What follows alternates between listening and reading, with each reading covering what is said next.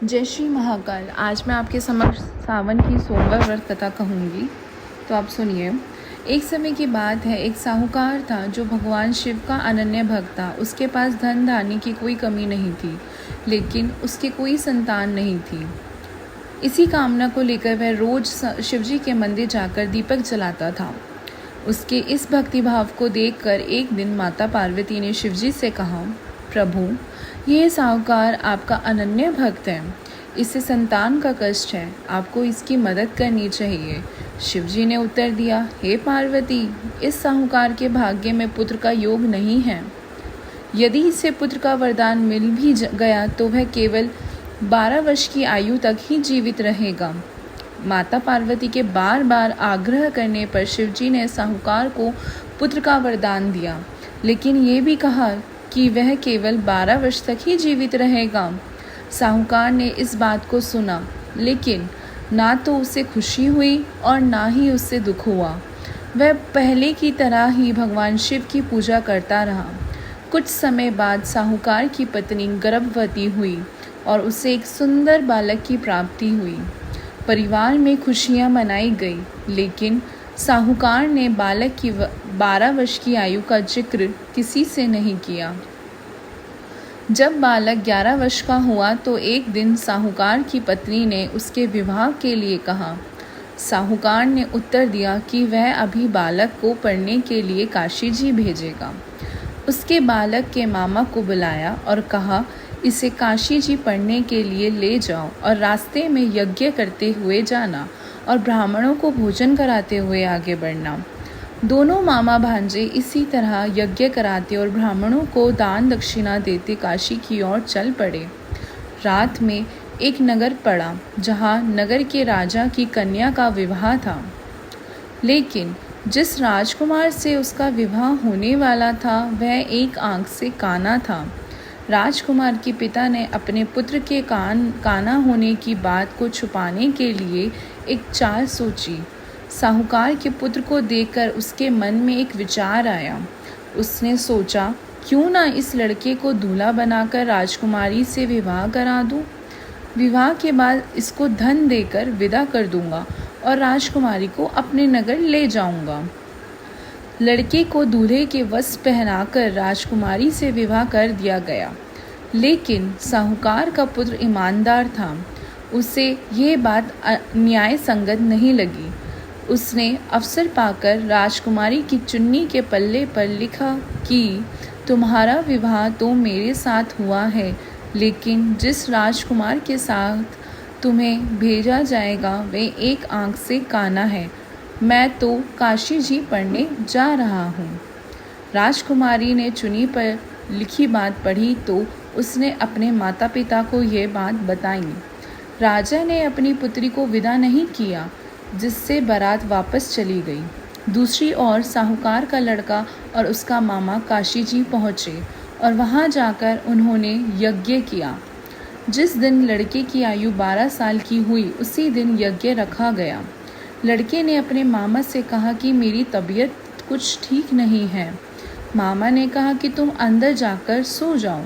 शिवजी के वरदान अनुसार कुछ ही देर में उस बालक के प्राण निकल गए। मृत भांजे को देख उसके मामा ने विलाप शुरू किया। संयोगवश उसी समय शिवजी और माता पार्वती उधर से जा रहे थे। पार्वती ने भगवान से कहा, स्वामी, मुझे इसके रोने के स्वर सहन नहीं हो रहे, आप इस व्यक्ति के कष्ट को अवश्य दूर करें। जब शिवजी मृत बालक के समीप गए तो वह बोले कि ये उसी साहूकार का पुत्र है जिसे मैंने 12 वर्ष की आयु का वरदान दिया। अब इसकी आयु पूरी हो चुकी है, लेकिन मातृ भाव से विभोर माता पार्वती ने कहा कि हे महादेव, आप इस बालक को और आयु देने की कृपा करें, अन्यथा इसके वियोग में इसके माता पिता भी तड़प तड़प कर मर जाएंगे। माता पार्वती के आग्रह पर भगवान शिव ने उस लड़के को जीवित होने का वरदान दिया। शिवजी की कृपा से वह लड़का जीवित हो गया।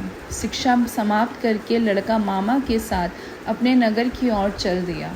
दोनों चलते हुए नगर में पहुँचे जहाँ उसका विवाह हुआ था। उस नगर में भी उन्होंने यज्ञ का आयोजन किया। उस लड़के के ससुर ने उसे पहचान लिया और महल में ले जाकर उसकी खातिरदारी की और अपनी पुत्री को विदा किया। इधर साहूकार और उसकी पत्नी भूखे प्यास रहकर बेटे की प्रतीक्षा कर रहे थे।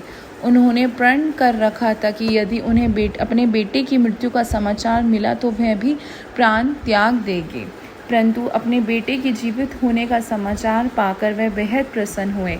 उसी रात भगवान शिव ने व्यापारी के स्वप्न में आकर कहा, हे श्रेष्ठी, मैंने तेरे सोमवार के व्रत करने और व्रत कथा सुनने से प्रसन्न होकर तेरे पुत्र की लंबी आयु प्रदान की। इसी प्रकार जो कोई सोमवार व्रत करता है तथा कथा सुनता है और पढ़ता है, उसके सभी दुख दूर होते हैं और समस्त मनोकामनाएं पूर्ण होती हैं।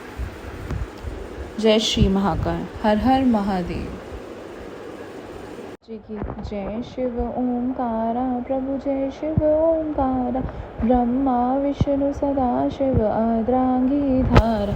ओम जय शिव ओंकारा, एकानन चतुरानन पंचानन राजे, हंसासन गरुड़ासन वृषवाहन साजे। ओम जय शिव ओंकारा, दो भुज चार चतुर्भुज दस भुज अति सोहे, तीनों रूप निरखते त्रिभुवन जन मोहे।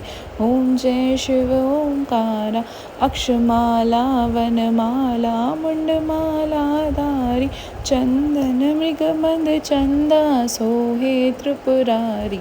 ओम जय शिव ओंकारा, श्वेतांबर पीतांबर बाघांबर अंगे, सनकादिक ब्रह्मादिक भूतादिक संगे। ओम जय शिव ओंकारा, कर के मध्य कमंडलु चर्क त्रिशूलधारी, सुखकारी दुखहारी जगपालनकारी। ओम जय शिव ओंकारा, ब्रह्मा विष्णु सदा शिव जानत अविवेका, प्रणवाक्षर के मध्य ये तीनों एका। ओम जय शिव ओंकारा, त्रिगुण स्वामी जी की आरती जो कोई नर गावे, कहत शिवानंद स्वामी सुख संपत्ति पावे। ओम जय शिव ओंकारा, प्रभु जय शिव ओंकारा।